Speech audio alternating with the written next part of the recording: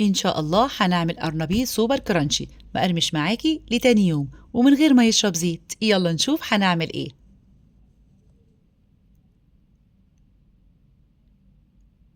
بجيب القرنبيط تكون الزهرة متماسكة مع بعض ما فيهاش أي فراغات، بقطعها بالشكل دوت وهقطعها قطع صغيرة.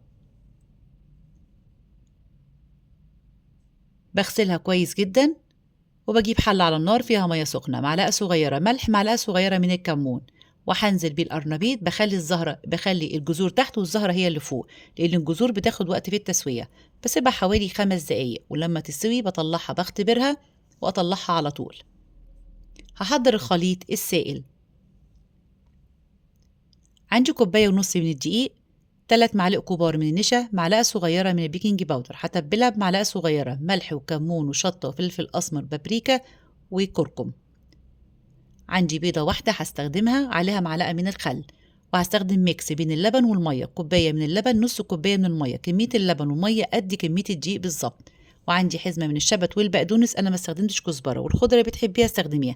هضيف باقي المية وبكده معايا الخليط جاهز. هحضر الخليط الجاف. عندي كوبايتين من الدقيق، نص كوباية من النشا، معلقة صغيرة بيكنج باودر، 3 معالق كبار من الفيجيتار، نص معلقة من ملح وشطة وفلفل وكركم. هقلبهم واسيبهم على جنب. أول حاجة هجهزها أسخن الزيت. هنزل بالخليط كده وهنزل بالدقيق، هقلبه كده حوالي من 4 ل5 مرات علشان يديني شكل كنتاكي كده، والتعريجات بتاعت كنتاكي كده زي ما انتوا شايفين. بعديها كده على مصفى عشان اتخلص من اي دقيق زياده، وبنزل على طول في الزيت. وبعد كده هوطي النار عشان تستوي معايا من جوه. شايفين بقى لونها حلو جدا، واظن واضحه قوي القرمشه جميله. بطلعها على طول في مصفى سلك مش على مناديل ورق عشان تحافظ على القرمشه بتاعتها. شايفين بقى شكلها والقرمشه بتاعتها حلوه جدا. هحطها في طبق التقديم. ولو عجبكم الفيديو ما تنسوش الاشتراك في القناة وتفعيل الجرس، وسيبولي تعليق حلو.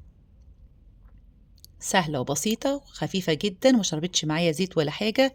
سامعين بقى القرمشة حلوة، وبالهنا والشفا.